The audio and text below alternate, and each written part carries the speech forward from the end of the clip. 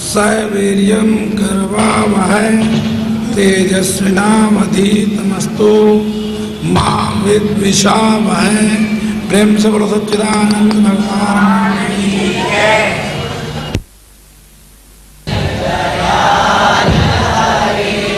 जिनने भवसागर पार करे,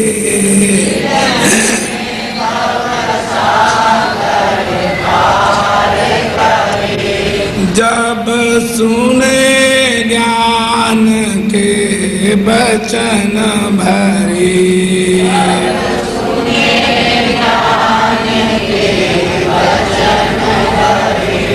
दुख देने वाले कष्ट टाले,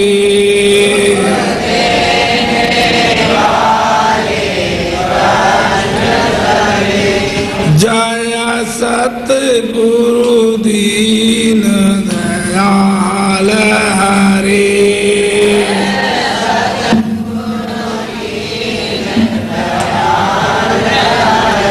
प्रेम से बोलो सच्चिदानंद भगवान की। अर्चनीय वंदनीय प्रातः स्मरणीय जगत नियंता की चरण शरण में विराजमान समुपस्थित बंधु, माताओं और बच्चे नहीं हैं,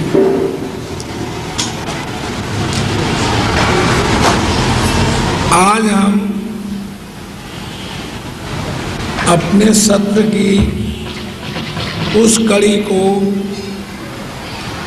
तोड़ते हैं जिस कड़ी में मोह का जो जाल है वो समाप्त हो जाए। कल शाम की मीटिंग में हमने निष्काम कर्म की प्रशंसा की थी और निष्काम कर्म का खुलासा किया था कि जिसके जानने मात्र से और जिस पर खड़े होकर चलने मात्र से प्राणी को कभी भी कर्म बंधन नहीं लग सकते। तो कर्म बंधन से छूटने के लिए कल हमने निष्काम कर्म की प्रशंसा की थी और आज हम मोह भंग करने की बात कह रहे हैं। ये मोह कैसे भंग होता है? मोह रूपी तुलसीदास ने लिखा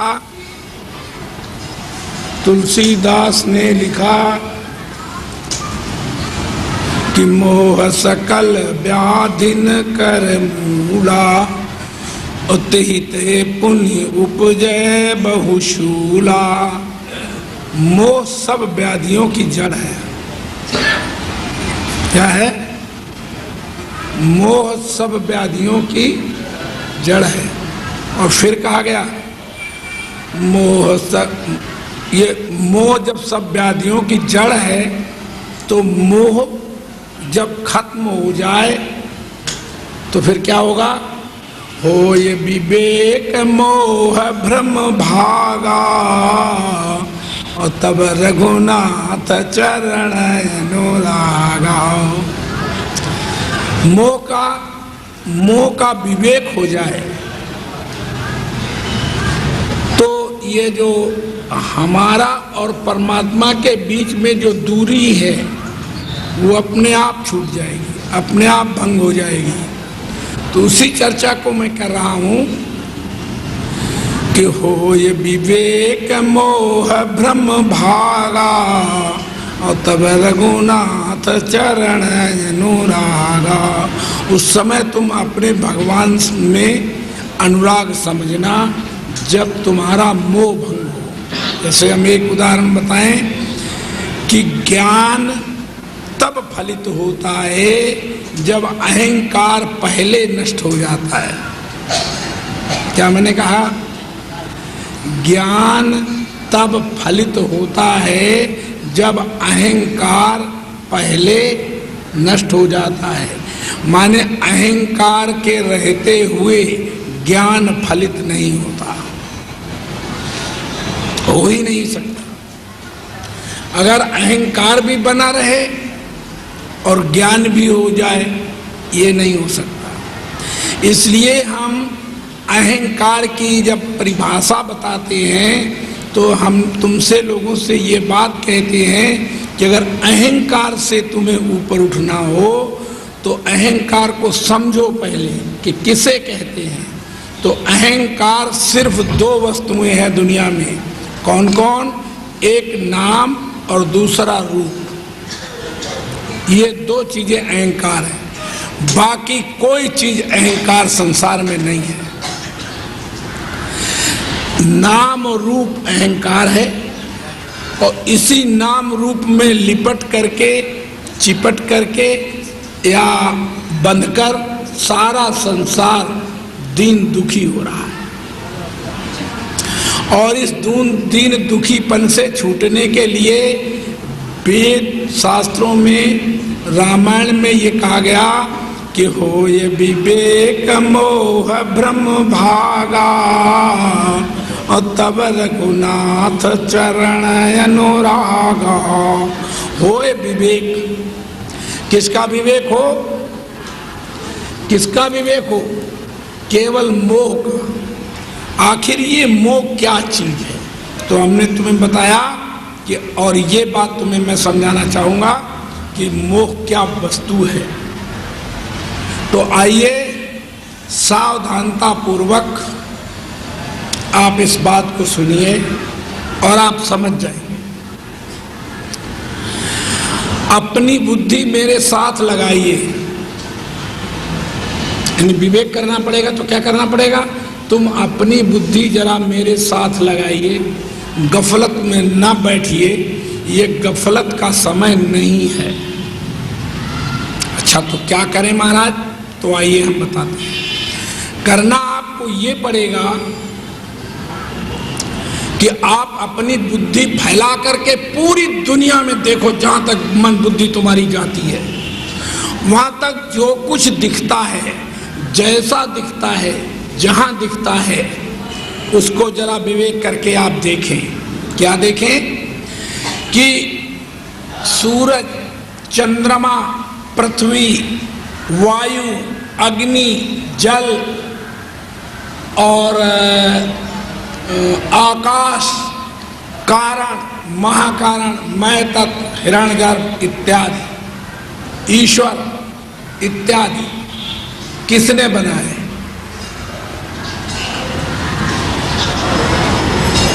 माने ईश्वर के अंतःकरण में, माने ईश्वर के अंतःकरण का नाम हिरण्यगर्भ है। हिरण्यगर्भ क्या चीज है? जैसे हमारे शरीर में जो अंतःकरण है वो क्या होता है? हमारे शरीर का जो अंतःकरण है उसे अंतःकरण कहते हैं और ईश्वर के अंतःकरण को हिरण्यगर्भ कहते हैं। तो ईश्वर का जो अंतःकरण है उसकी स्थिति क्या है कि उसने ईश्वर के अंतःकरण में सपना फुरा। क्या फुरा? यानी सपना आया और सारी सूरज, चंद्रमा, तारे, आकाश, पृथ्वी, जल इत्यादि सब कुछ पैदा हो गया और यहां तक तुम और हम, देवी देवता, अवतार सब पैदा हुए। कहां पैदा हुए? ईश्वर के अंतःकरण में। ईश्वर के अंतःकरण का नाम क्या है? हिरण्यगर्भ। तो जब हिरण्यगर्भ में पैदा हुए ईश्वर के अंतःकरण में, तो देखना ये सृष्टि फिर किसने बनाई? तब तुम क्या कहोगे? तुमने नहीं बनाई, तुमने अपना बेटा नहीं बनाया, तुमने अपने चाचा चाची नहीं बनाए, तुमने मामा मामी नहीं बनाए, तुमने राम कृष्ण ब्रह्मा विष्णु शंकर नहीं बनाए, फिर भी ये सृष्टि किसी ने बनाई है और जिसने बनाई है उसका नाम क्या है? ईश्वर। क्या नाम है? ईश्वर। और जब ईश्वर है तो ईश्वर ने ये समस्त सृष्टि की उत्पत्ति की। क्या की? कहाँ की? हिरण्यगर्भ में। हम सब ईश्वर के अंतःकरण में स्वप्नवत भास रहे हैं। हम सब सूरज, चंद्रमा, वायु, अग्नि, आकाश, माने जो चीज जहां दिखती है वो सब ईश्वर के स्वप्न में भास रही है। अब बताओ कि ईश्वर का सपना टूटे तो ये सृष्टि का प्रलय हो जाए। किसका सपना टूटे? ईश्वर का सपना टूटे। अब ईश्वर के सपने को कौन तोड़े? माने कौन जाएगा ईश्वर के अंदर घुस करके और उसके सपने को तोड़ेगा जगा करके? तब हम तुम्हें बताते हैं कि ईश्वर के सपने को तोड़ने के लिए क्या करना पड़ेगा। पहले हमें विवेक करना पड़ेगा कि ईश्वर का सपना तो तब हम तोड़ें जब ईश्वर का सपना हो, जो हो ही ना और उसे ही लोग कहते हो कि इसे मारो। जैसे बांझ स्त्री के पुत्र ने दिल्ली में 100 बम डाल दिए और करोड़ों आदमी मर गए, तो लोगों ने मुकदमा दायर कर दिया। तो जब मजिस्ट्रेट ने पूछा कि भाई वो मुलजिम कौन है, तो लोगों ने कहा वो तो साहब बांझ स्त्री का पुत्र है। अरे बोले बांझ स्त्री के पुत्र तो होता ही नहीं है। अरे होता नहीं है? हाँ। बोले बांझ स्त्री का कभी पुत्र होता है? बोले होता ही नहीं। तो होता नहीं तो बम किसने 100 डाले और करोड़ों आदमी मरे कहाँ होंगे? इसका मतलब है मुकदमा खारिज है, कुछ नहीं हुआ। जब बांझ स्त्री का पुत्र ही नहीं हुआ तो सृष्टि रची नहीं। आइए तुम जरा इसको भी विवेक कर लो। दुनिया में जो चीज तुम्हें दिखती हो उसको पकड़ करके देखिए। कैसे देखिए? देखने का क्या सिद्धांत है? सिद्धांत मैं बता देता हूं। ये मेरे हाथ में देखो, क्या है ये? क्या है ये? रुमाल। शाबाश। अब रुमाल में रुमाल को ढूंढो तो क्या ये कोना रुमाल है, ये कोना रुमाल है, ये कोना रुमाल है, ये कोना रुमाल, ये 4 कोने रुमाल है? नहीं। फिर इसमें बीच में आता है कपड़ा। तो जब कपड़े पर उंगली रखते हैं तो कपड़ा रुमाल है? मैं पूछता हूं, कपड़ा रुमाल है? नहीं।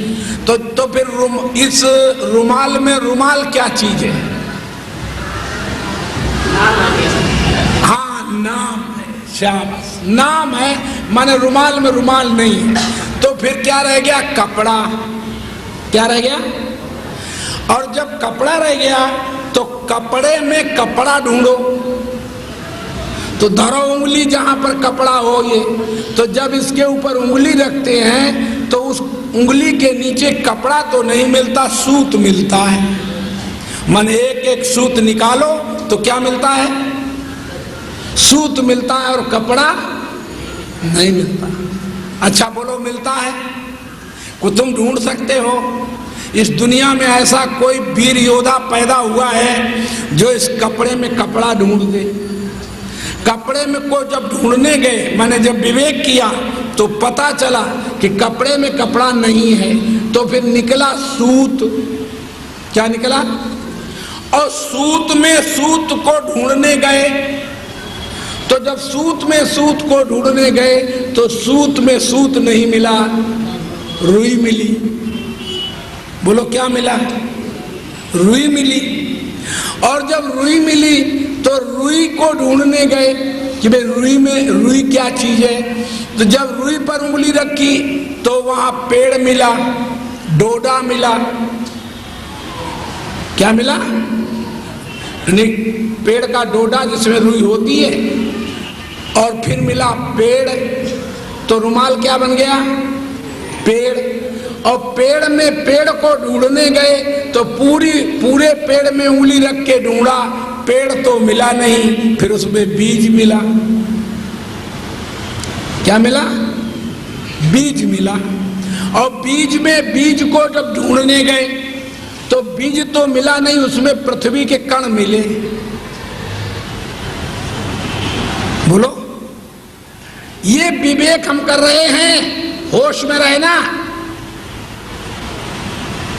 क्या मिला? पृथ्वी के कण मिले, और पृथ्वी के कण को जब ढूंढने गए तो वहां पर कण में अणु परमाणु मिले, त्रषाणु मिला, और फिर प्रकाश मिला, प्रकाश के आगे चेतना मिली, और चेतना के आगे व्यापकता मिली, व्यापकता के आगे ब्रह्म मिला। लेकिन उधर की प्रक्रिया छोड़ दो, अभी हम हिरण्यगर्भ की प्रक्रिया में ये बात जोड़ रहे हैं, इसलिए उस बात को तो वहीं छोड़ो। लेकिन इसका विवेक करने चल रहे हैं कि जब ये पृथ्वी मिली, और पृथ्वी में जब पृथ्वी को ढूंढा तो पृथ्वी जल से उत्पन्न हुई। किससे?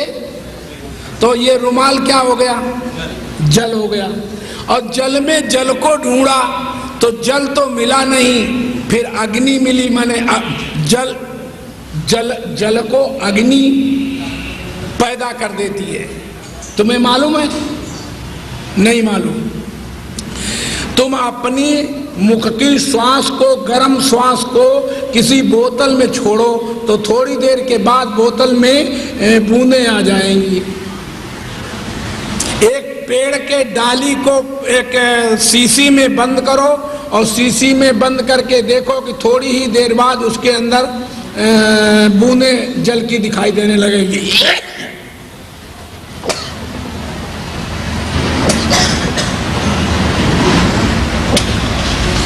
तो जब जल दिखाई देने लगे, यानी बूंदें दिखाई देने लगेंगी, तो बूंदें कहां से आई? गर्मी से, माने अग्नि से। किससे आई? अग्नि से जल पैदा हुआ।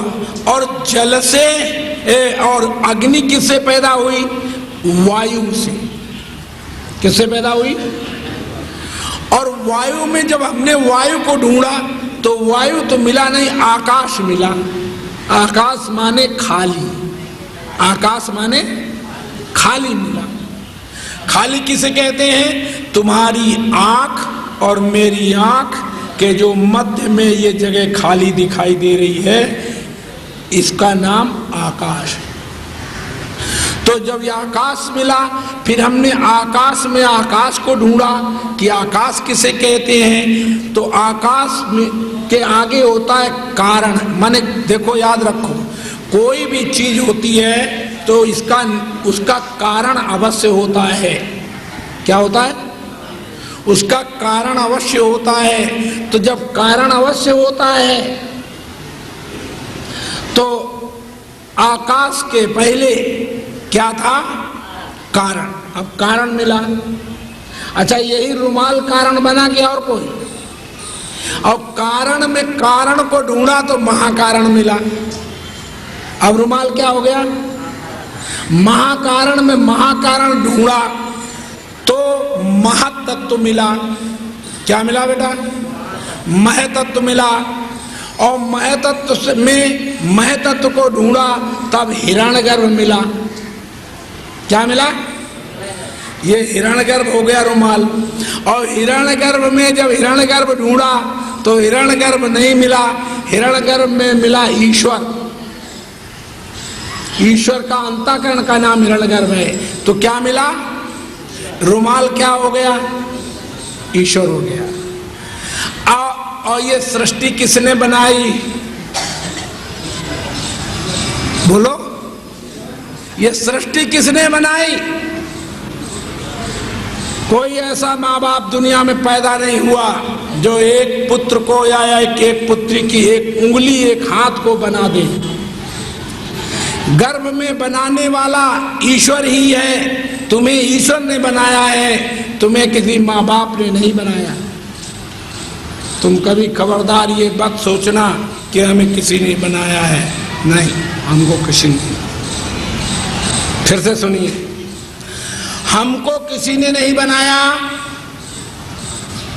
ईश्वर ने बनाया है। और ईश्वर ने क्यों ईश्वर ने कहां से मटेरियल लिया, कहां से क्या चीज ली और कैसे बना दिया? तो आइए तुम्हें बताता हूं। अब तक तो हम हम ईश्वर तक इस रुमाल को ले गए, ठीक है ना। और अब हम तुम्हें दिखाते हैं कि वह ईश्वर ही तुम हो। कौन हो? ईश्वर ही तुम हो। तो तुमको महाराज हम कैसे ईश्वर है? तो देखो हम तुम्हें बताते हैं कि जब रात्रि में तुम गहरी निद्रा में सोते हो, जब रात्रि में तुम गहरी निद्रा में सोते हो तो सपना देखते हो। क्या सपना देखते हो? तो जो सपने में पद पदार्थ, प्राणी पदार्थ, स्त्री पुत्र और हवाई जहाज, सूरज चंद्रमा दिखते हैं, माता पिता बंधु भाई दिखते हैं, तो सच्ची बताओ उन माता पिता बंधु भाइयों को किसने बनाया? याद रखो, हमको किसी ने नहीं बनाया, तुमने ही अपने अंतःकरण में कल्पा, माने अंतःकरण में तुमने सृष्टि को कल्पा। हवाई जहाज तो दिखने लगा, वो आ रहा है, सूरज वो निकल रहा है, चंद्रमा, देवी देवता अवतार, पति पुत्र पत्नी, माता पिता बंधु भाई, किसने कल्पे? किसने कल्पे? हमने, मैंने स्वप्न देखने वाले ने ही स्वप्न के सारे पदार्थ बना लिए।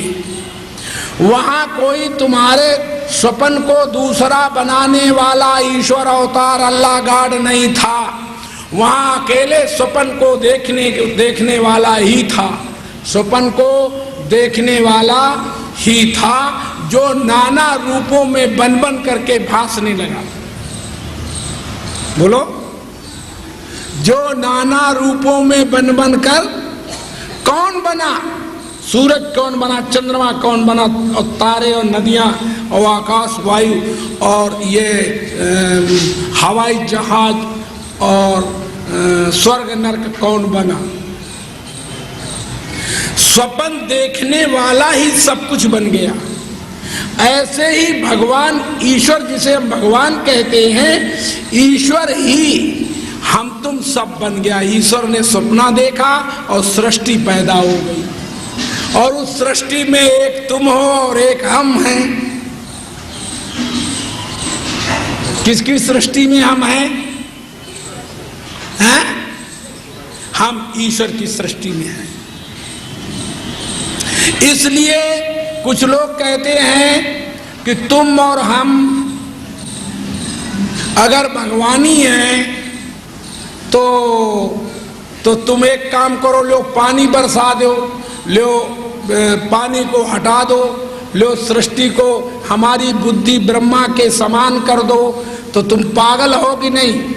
सपना किसी दूसरे का और ठीक करें हम, तो हम तुम्हारे गुलाम है कि उसके गुलाम है जिसका जो सपना देख रहा है? हम किसी के सपने में जाएंगे? हम किसी के, ईश्वर किसी का गुलाम नहीं है, उसका नाम ईश्वर है। जब तुम सपना देखते हो और स्वप्न में प्राणी पदार्थ देखते हो, तो जब प्राणी पदार्थ देखते हो तब तुम उन स्वप्न के प्राणी पदार्थों को, उन प्राणी पदार्थों के ईश्वर हो। कौन हो तुम? किनके? जो हम स्वप्न में बना लेते हैं उनके हम ईश्वर हैं। ये जो सृष्टि दिख रही है इसका ईश्वर ही कारण है, ईश्वर ही इसका बनाने वाला है। अच्छा, तो अब समझ गए होंगे कि ये सृष्टि किसने बनाई? मनुष्य ने सृष्टि नहीं बनाई, ये ईश्वर रचित सृष्टि है। और दूसरी सृष्टि का नाम है ईश्वर और जीव रचित सृष्टि, ये दूसरी सृष्टि है। और तीसरी सृष्टि है जीव रचित। तो इन तीनों सृष्टियों का वर्णन हम कर सकें, और फिर इसके बाद एक मोह रचित सृष्टि है, वो चौथी सृष्टि है। तो ये चारों सृष्टियों का वर्णन हम जब तुम्हारे सामने प्रस्तुत करें और तुम उसे समझ सको तो मौज आ जाएगी। तुम्हें ये सृष्टि दुखदाई नहीं रहेगी। जो अभी सृष्टि दुखदाई सुखदाई मालूम होती है कि नहीं? कहते हैं महाराज ये सृष्टि बड़ा कष्ट देती है, लेकिन हमने देखना है कि सृष्टि क्या बड़ा कष्ट देती है, क्या देती है। तो आइए देखें कि जर्मन, फ्रांस, रूस, अमेरिका और हिंदुस्तान और जितने भी राष्ट्र दुनिया में हैं, सब में जो स्त्री पुरुष, पेड़ पौधे, नदियां, तालाब, जो चीज बने हैं वो सब किसके द्वारा बने हैं? बोलो, ईश्वर द्वारा। अच्छा, तो साथ ही साथ एक बात और समझ लो, तुम्हारे अम्मा बाप भाई बंधु मामा चाचा ये किसने बनाए हैं? ये भी उसी ने बनाए। बोलो, ये किसने बनाए? ये भी उसी ने बनाए। तो समझना होगा कि अमेरिका में यदि बम गिरे और लाखों आदमी मर जाएं, तो हमें समझना होगा कि जो लाखों आदमी मर गए हैं तो उनके मरने से हमें रोना आएगा?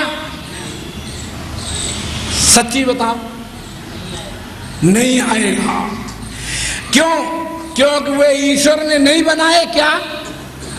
ईश्वर ने हमको बनाया, तुम्हें बनाया, जगत को बनाया, और अमेरिका के भी व्यक्तियों को ईश्वर ने बनाया। तो ईश्वर ने जो बनाया तो वे सब ईश्वर में, अमेरिका के व्यक्ति लाखों करोड़ों मर गए, तो हमको रोना क्यों नहीं आ रहा? क्योंकि वो भी तो मेरे सगे भाई हुए हैं। तो देखो, ईश्वर की बनी सृष्टि में कभी रोना नहीं आता, चाहे कोई मर जाओ और चाहे जी जाओ। तुम यहाँ से जा रहे हो, रास्ते में दो चार आदमी को बमन होने लगे, उल्टियाँ होने लगे, दो चार आदमी को टट्टी पेशाब होने लगे, और दो चार आदमी ऐसे गिर पड़े जमीन पर, कुछ मरे पड़े हो, कुछ सड़े पड़े हो, कुछ गले पड़े हो, तो देखोगे और देख के ये कहोगे कि भाई ये तो बुरा हुआ, बहुत आदमी मरे पड़े हैं। लेकिन तुम्हें रोना आएगा? नहीं आएगा। तो इससे क्या समझे? ईश्वर की बनाई हुई सृष्टि में कोई मरे और कोई जिंदा रहे, तुम्हें कभी कष्ट नहीं देगा। तो तुमको हमारा थोड़ा और साफ कीजिए। आइए मैं साफ करता हूं। आप ऐसे समझिए कि मैं एक स्त्री हूं, ऐसे समझिए कि मैं एक स्त्री हूं और मेरा कोई पति है, और पति मेरा यहाँ से मार्केट में चला गया और मार्केट में जाकर मर गया और हमको खबर नहीं मिली। बोलो, हम रोएंगे? हाँ? तो पति मर गया तो हमको सिर धुनना चाहिए, क्योंकि पति के मरने से दर्द होता है।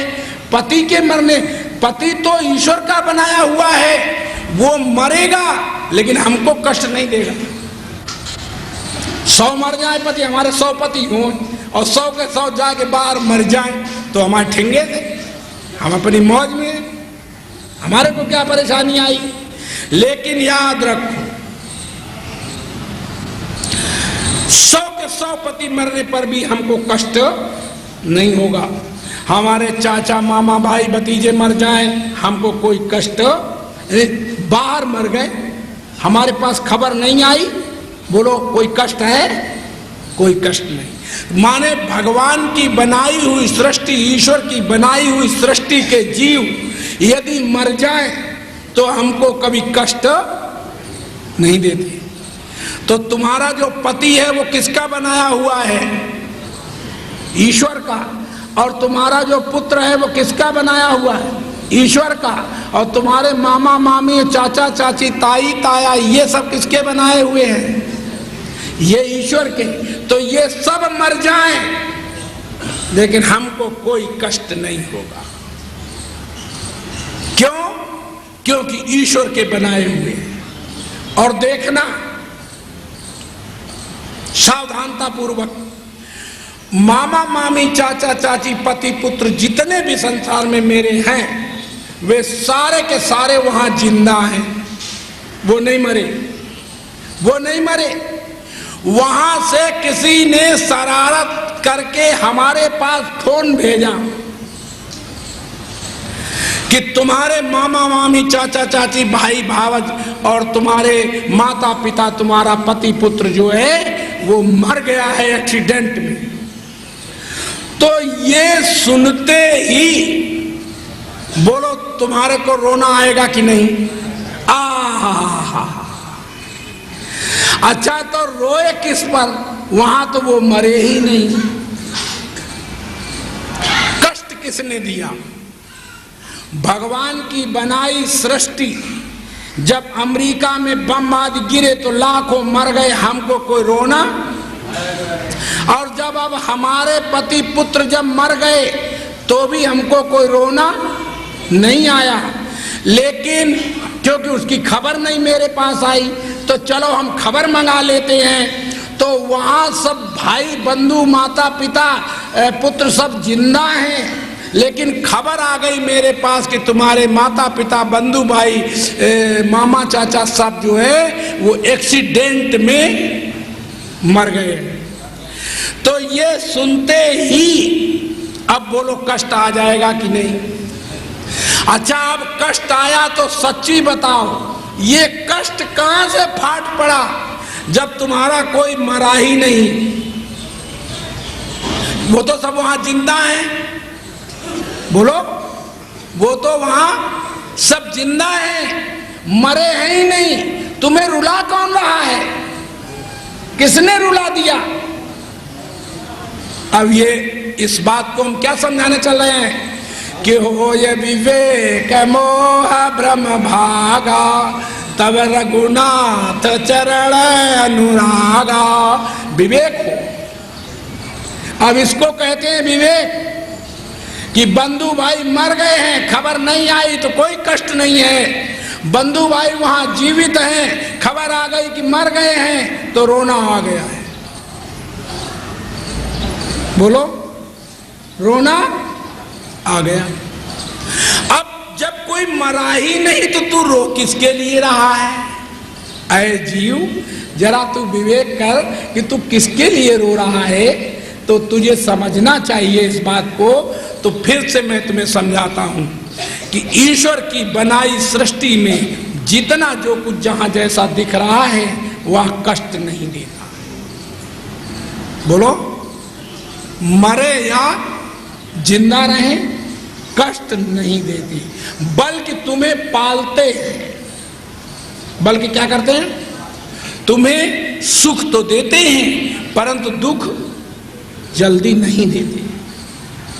अच्छा, एक सृष्टि का वर्णन मैंने किया, अब दूसरी सृष्टि है ईश्वर और जीव ने बनाई है मिलके, मिश्रित सृष्टि, मिली जुली सृष्टि। मिली जुली सृष्टि का क्या अभिप्राय है? तो आइए मैं बताता हूं कि मिली जुली सृष्टि का ये अभिप्राय है क्या। देखिए पृथ्वी को किसने बनाया? बोलो ईश्वर ने। अच्छा ठीक है।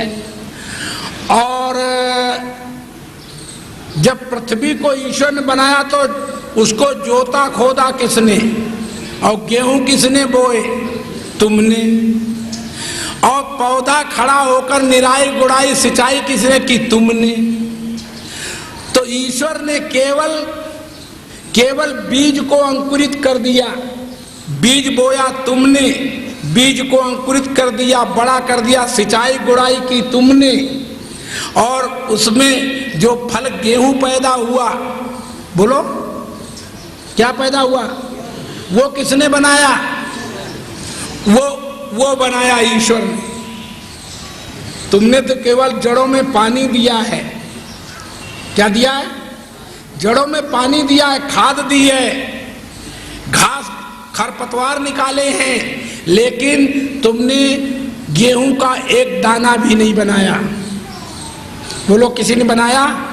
कोई ऐसा दुनिया में वैज्ञानिक पैदा हुआ है कि गेहूं का एक दाना बना दे? तुम बना सकते हो? नहीं। ठीक बात। तो देखो, कुछ अगर हम न बोते तो ईश्वर भी एक दाना नहीं बना सकता था। बोलो, बना सकता था? तो कुछ कुछ हमारा उसमें हिस्सा है और कुछ कुछ ईश्वर का योगदान है। तो जो गेहूं पैदा हुआ वो कैसा है? मिश्रित सृष्टि। कैसी है? मिली जुली सृष्टि। जैसे उदाहरण और लो, मिट्टी किसने बनाई? मिट्टी के एक कण को भी किसी वैज्ञानिक ने नहीं बनाया। वैज्ञानिक ईश्वर की बनाई सृष्टि को लेकर के उसमें तालमेल इधर उधर मिला मिलू करके कुछ ना कुछ बना देता है, लेकिन मिट्टी का एक कण कोई वैज्ञानिक नहीं बना सकता। अगर मटेरियल ईश्वर की सृष्टि से ना ले तो मिट्टी जो है, पृथ्वी जो है, वो ईश्वर ने बनाई। और मिट्टी को लेकर के ईंटें किसने बनाई? बोलो, ईंटें किसने बनाई? मनुष्य ने बनाई। और मनुष्य ने ईंटें बनाकर ये दीवारें किसने बनाई? ये मनुष्य ने बनाई। तो अब ये सृष्टि कैसी हुई? मिली जुली, कुछ तो ईश्वर की और कुछ तुम्हारी। तुम्हारे कपड़े आदि जो हैं, ये कैसी सृष्टि है? मिश्रित सृष्टि। इसमें रुई तुमने नहीं बनाई, लेकिन रुई को काट के सूत बना करके कपड़ा को बुन लिया। ये किसने बनाया? ये मनुष्य ने बना लिया। बोलो, ये मनुष्य ने बना लिया। फिर से गौर कीजिएगा कि अब जो जहां तुम्हारी मन बुद्धि जा रही है, वहां तक जो दिख रहा है वो सब मिश्रित सृष्टि में आता है कि नहीं? बोलो, जैसे देखिए, सूर्य दिख रहा है, सूर्य को तुमने नहीं बनाया, ठीक है कि नहीं? बोलो बोलो, कि बनाया? नहीं बनाया। लेकिन सूर्य में जो प्रकाश निकल रहा है उसको किसने कह दिया कि ये प्रकाश है? उसमें गर्मी निकल रही है, उसको गर्मी नाम किसने दिया? तुमने। और उसमें जो रंग है उसका नाम किसने दिया? तुमने। और उसमें जो गुलाई है उसका नाम किसने दिया?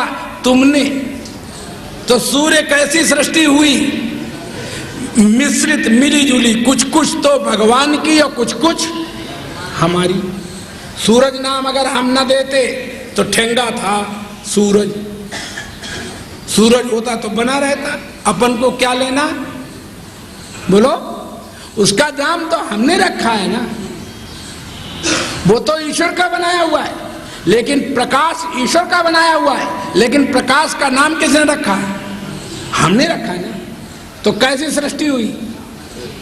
मिली जुली, कुछ कुछ भगवान की और कुछ कुछ हमारी। समझ गए होगे? अब देखना है कि मिली जुली सृष्टि जो है इसको ढूंढना है। क्या ये मिली जुली सृष्टि हमको कभी कष्ट दे सकती है? क्या हमको कभी रुला सकती है कि नहीं रुला सकती है? हमको पालती है कि नहीं पालती है? ये विवेक करना है। तो इसके लिए क्या करना पड़ेगा? इसके लिए हमें करना पड़ेगा, वो मैं बता देता हूं। देखिए क्या करना पड़ेगा। ये देखना है, एक व्यक्ति बोला कि हम तो महाराज इस सृष्टि से पार जाना चाहते हैं। तो कहा भैया बताओ, अच्छा ईश्वर की सृष्टि से कोई संन्यास ले सकता है? ईश्वर की सृष्टि से कोई अलग हो सकता है? बोलो, मर जाने पर भी तुम ईश्वर की सृष्टि से अलग नहीं हो सकते। जहां तुम्हारी लाश फेंकी जाएगी वहां भी ईश्वर की बनाई हुई सृष्टि ही होगी, उसी के ऊपर फेंकी जाएगी। तो ईश्वर की सृष्टि से हम अलग भी नहीं हो सकते। और ईश्वर की सृष्टि से संन्यास तो तब हम ले सकते हैं जब ईश्वर की सृष्टि हमको कष्ट देती। हमको तो ईश्वर की सृष्टि और पालती है, मौज देती है, लहलहाती है, हैं? और वीरानियां और खुशहालियाँ सब चीज़ ईश्वर की सृष्टि में है, तो सब चीज़ें हम देख देख करके प्रसन्न होती हैं। तो वो तो हमें पालती और रुलाती भी नहीं। अच्छा, दूसरी बात चलिए, ईश्वर और जीव की मिली हुई सृष्टि में देखते हैं कि क्या ईश्वर और जीव की मिली हुई सृष्टि को हम त्याग सकते हैं अथवा हमें ये कष्ट देती है कि नहीं। तो जरा गौर करो, हमने ईश्वर की सृष्टि को बनाया, क्या किया, कैसे बनाया कि ईश्वर का तो मटेरियल है, मिट्टी है, और दीवारें हमने बना ली। ईश्वर ने लकड़ी बनाई, पेड़ बनाया, और लकड़ी के दरवाजे हमने बना लिए। बोलो, ईश्वर ने जो चीज बनाई उसकी बनाई हुई चीज में हमने कुछ का कुछ बना लिया, तो मिश्रित मिली जुली सृष्टि हुई कि नहीं। बोलो, कुछ कुछ हमारी, कुछ कुछ ईश्वर। अब हमने देखना है कि जो मिली जुली सृष्टि है ये हमको पालती है कि नहीं। बोलो, ये और जैसे अभी आज बारिश रात्रि में हुई थी, तो अगर ये छत ना होती, ये हॉल ना होता, तो सच्ची बताओ फिर सत्संग हो सकता था? नहीं हो सकता था। तो ईश्वर की बनाई सृष्टि, ईश्वर और जीव की बनाई सृष्टि हमको पाल रही है, हमको पाल रही है। और इसको अगर हम त्यागना चाहे तो कोई कहे कि महाराज हम तो इस सृष्टि से बहुत ऊब गए हैं और इसको हम त्यागना चाहते हैं। तो उनका भाई तू त्याग दे। तो दूसरे का मैं अब अन्न खाना बंद कर देंगे आज से और जंगल चले जाएंगे, तो जंगल में फल खा लेंगे। अब मकानों में नहीं रहूंगा, पेड़ों के नीचे रह लूंगा। लेकिन जब तुम वहां जाओगे जंगल में, तो सच्ची बताओ फल तुमने बनाया कि किसी दूसरे ने? ईश्वर के बने हुए फल है, तुमने नहीं बनाए। और जब वहां जाओगे जंगल में, तो जहां पर लेटना बैठना चाहोगे तो वहां पर जमीन को साफ करके ही लेटे बैठेंगे कि वहां पर सफाई करोगे कि नहीं? हैं? बोलो, सफाई करके। तो पृथ्वी तो ईश्वर की बनाई और सफाई जीव की बनाई हुई, तो वहां भी जाकर हमें मिश्रित सृष्टि मिली। फल तो ईश्वर का बनाया हुआ है, लेकिन उसको धो करके और काट करके मणियां करके उसकी गांठें वगैरह अंदर की निकाल के और फिर तुम छोल छाल के खाओगे, तो फिर ये ईश्वर का बनाया हुआ फल। और तुमने क्या किया कि उसको काट पीट करके साफ सूफ करके और फिर खाया। तो कैसी सृष्टि हुई? मिली जुली। मिली जुली सृष्टि से क्या तुम अलग हो सकते हो?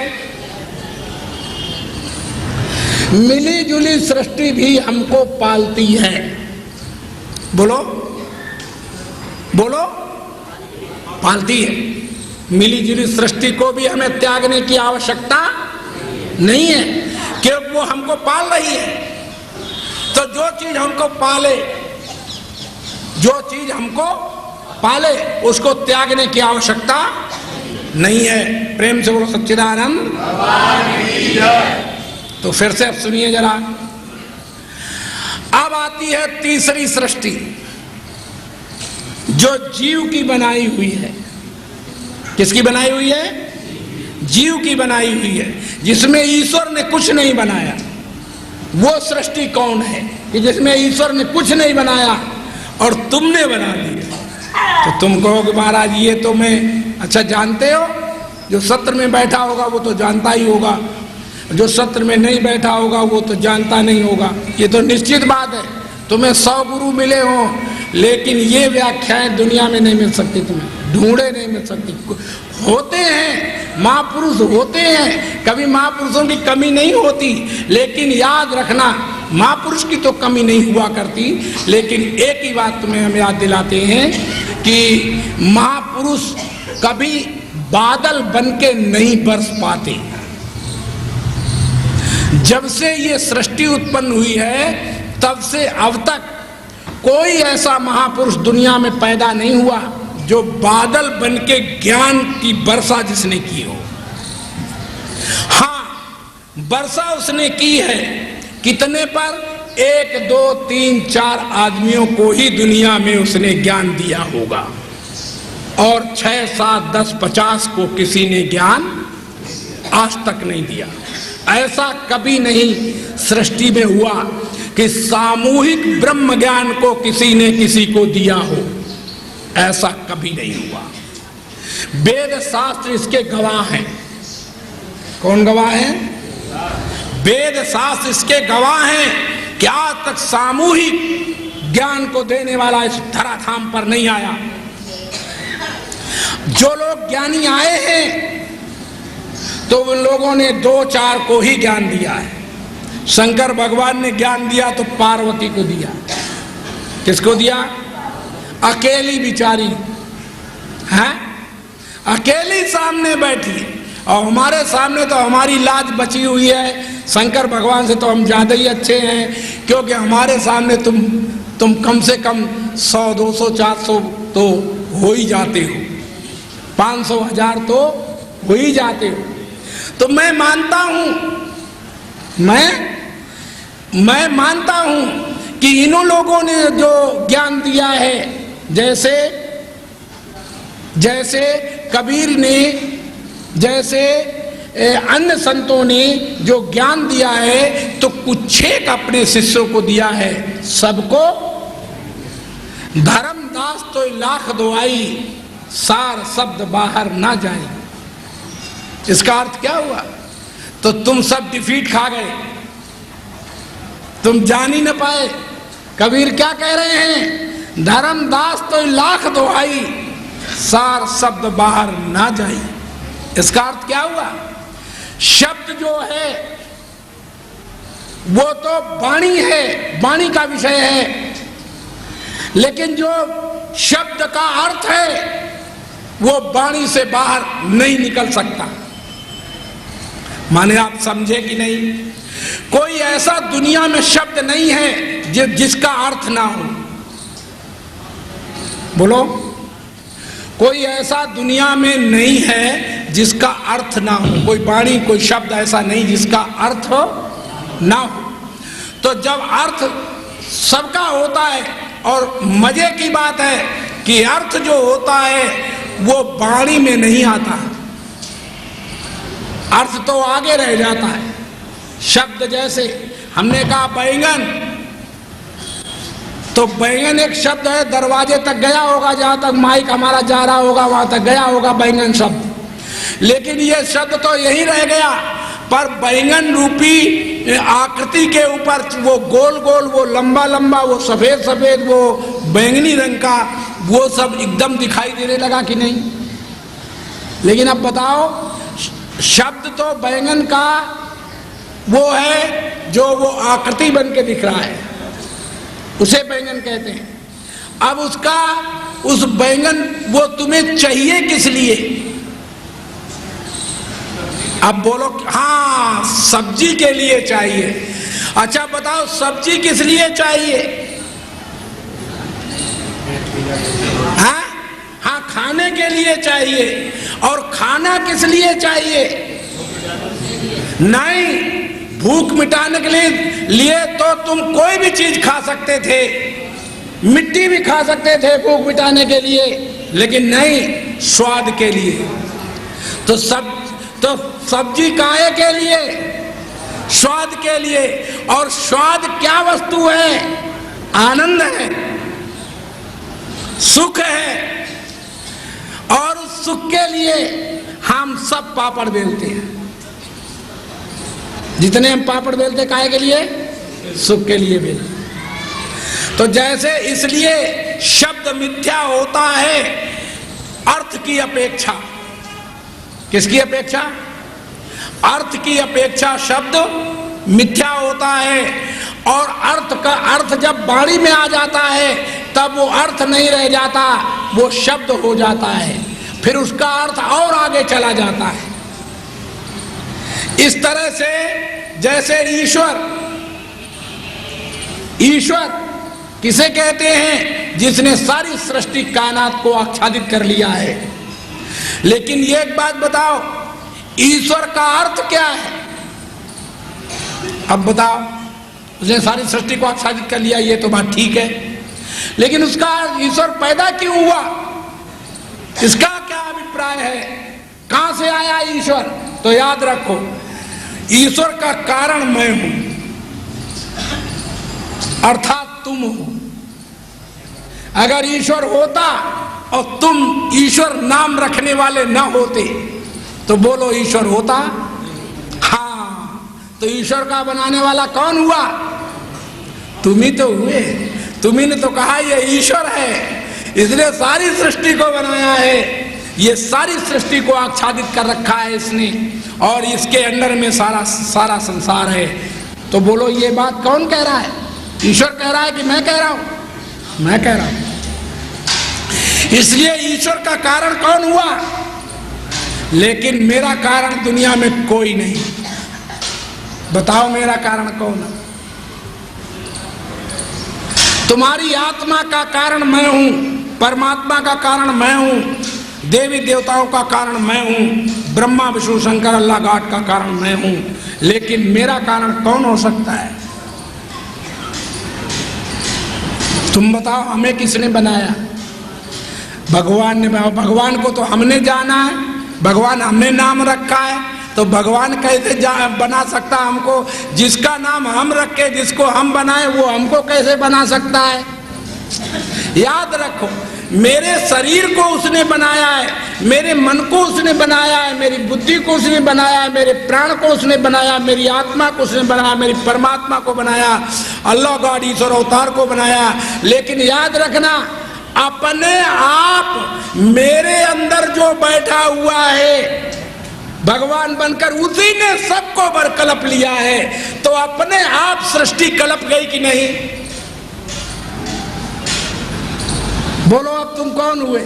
फुल सृष्टि के मालिक हुए कि नहीं? अधिकारी हुए कि नहीं? फुल सृष्टि के तुम मालिक हो। लेकिन तभी तो होगे जब क्या हो ये विवेक मोह ब्रह्म भागा, तब रघुनाथ चरण अनुरागा। जब ये विवेक हुआ तो हम और भगवान दो नहीं रहे। बोलो बोलो, हम और भगवान दो नहीं रहे, एक ही हो गए। तो जब एक ही हो गए तो आप बताओ, मोह होगा किसी से? बोलो होगा? कोई मरे जिए सड़े गलेगा? जैसे हमारी उंगली पर पहले मोह होता है कि इसको चोट ना लगे, और उंगली यहाँ से सड़ने लगे, और डॉक्टर कहे कि ये तो हाथ काटना पड़ेगा, ना आज ही कटवा दो, कल तो पूरा कहीं काटना पड़ जाए, तो तुम कहोगे जल्दी काट दो। तो कहाँ हमें मोह है? अगर हमें मोह होता तो इसको हम कटवाते वाला? तुम अपनी खोपड़ी कटवाते कभी लोग खोपड़ी कटवाते, कभी पेट फड़वाते, कभी टांग कटवाते, कभी हाथ कटवाते। बोलो तुम्हें मोह है इस पर? पहले तो तुम्हें भयवश प्रतीत होता है, लेकिन जब तुम होश में आते हो तो तुम्हें इसका कोई मोह नहीं होता। तो अभी मैंने सृष्टि के विषय में बताया कि एक ईश्वर रचित सृष्टि है जो हमको पालती है, कभी कष्ट नहीं देती। दूसरी सृष्टि हमने बताई कि जीव और ईश्वर दोनों ने मिलकर बनाई है, वो भी सृष्टि हमको पालती है, हमें कष्ट नहीं देती ज्यादा। लेकिन एक बात याद करना, एक तीसरी सृष्टि है जो जीव रचित है, जो जीव ने बनाई। वो जीव ने कौन सी सृष्टि बनाई? तो आइए हम बताते हैं। तुम्हारा जो पति है, पति बनने से पहले वो था कि नहीं? तो था, तो परंतु पति था तुम्हारा? क्योंकि अगर वही जो था तुम्हारा पति और तुमको पकड़ के उठा के ले जाता तो सच्ची बताओ अपने को पापी पुण्य धर्मी मानते कि नहीं? हैं? अब उसके पीछे पीछे घूम रहे हो, अब कोई पाप पुण्य नहीं है, और जब वैसे पहले उठा ले जाता तब पाप पुण्य आ जाता। तो जब देखो, इसका क्या अर्थ हुआ कि ईश्वर की बनाई सृष्टि में तुम्हारा पति बनाया गया है और उस पति को पति नाम हमने दिया है। बोलो, माता पिता हमारे ईश्वर ने बनाए हैं, लेकिन माता पिता नाम हमने दिया है। बोलो, माता पिता हमने बनाए हैं, चाचा चाची हमने बनाए हैं, मामा मामी हमने बनाए हैं, गुरु पीर शिष्य ईश्वर अवतार देवी देवता आत्मा परमात्मा हमने बनाए हैं। ये जीव की बनी हुई सृष्टि है, तुमने बनाई है, इसमें ईश्वर ने कुछ नहीं बनाया। बता दो, तुम्हारे पति में ईश्वर ने कुछ बनाया? पति में, पति तो वो पहले था ही नहीं, पति तो बाद में तुमने बनाया है। और याद करो, तुम्हारे बनाए हुए आदमी जो जिन पर तुमने छाप लगा दी है, वो जब मरता है तो सच बताओ, फिर रोना चीखना आता है कि नहीं? आए है। तो किसने तुम्हें कष्ट दिया? अपनी सृष्टि ने बनाया, जो हमने अपनी सृष्टि में बनाया, वो सृष्टि ही जब मरती और जन्मती और बनती और बिगड़ती है। जब जन्मती है तो हम ढोलक बजाते हैं, और जब मरती है तो खूब सिर को पटक पटक करके रोते हैं। हमने एक बार, मैं जानता नहीं था, यही गांधीनगर के सामने हमारी एक कुटिया थी, उस जल के पास कभी मैं रहता था। आज के 20, 25, 30 साल पहले की बात है, हो सकता है ज़्यादा भी समय हो गया हो, 30 साल से भी करीब ज़्यादा समय हुआ होगा। तो मैं यहाँ रहता था, तो तब ये तुम्हारी सृष्टि, माने इधर कोई मकान वकान नहीं थे, बगीचे गीचे थे, और वो धूल उड़ती थी, और यहाँ रेहू होता था, रेहू वाली जमीन, जिसको बटोर करके लोग कपड़े धुलते साफ करते थे। ऐसा ये चटियल सब मैदान था। हम इस जंगल में खूब घूमा करते थे, और पेड़ पौधे काहे के होते थे, कीकर वगैरह, कहीं कहीं अमरूद के बाग पाए जाते थे, और कहीं कुछ नहीं पाया जाता था। ये उस समय पर ये सादरा एक जगह थी छोटी सी, तो थोड़ी सी सादरा बनी हुई थी, बाकी एक पीली बिल्डिंग थी गांधीनगर में, ऐसे ही और कोई चीज बनी हुई रास्ता यानी नहीं थी। तो तब मैं जब घूमता था, तो मैं तुम्हें अपनी बात बताता हूं, इसलिए यही तो बात है कि जब भगवान राम को, सीता को जंगल में सोते हुए देख करके जमीन पर, चटाई पर, तो जो निषाद राज था, वो उसने जब भगवान राम को, सीता को जंगल में जमीन पर लेटे हुए देखा तो रोने लगा। लक्ष्मण ने समझाया कि को न कछु सुख दुख कर दाता, निज कृत कर्म भोग सुनु भ्राता। भैया, कोई सुख दुख देने वाला दुनिया में नहीं है। निज कृत कर्म, तूने जो इन्हें अपना माना है, इन्हें भगवान माना है, इन्हें अपना माना है, मेरे को अपना माना है, इसलिए तुझे कष्ट हो रहा है। और ये इससे पहले भी जमीन पर सोते तब तू नहीं रोया था, तब तुमने उसको अपना नहीं बनाया था, इसलिए तुझे रोना नहीं आया था। अब तूने अपना बना लिया है, इसलिए तुझे रोना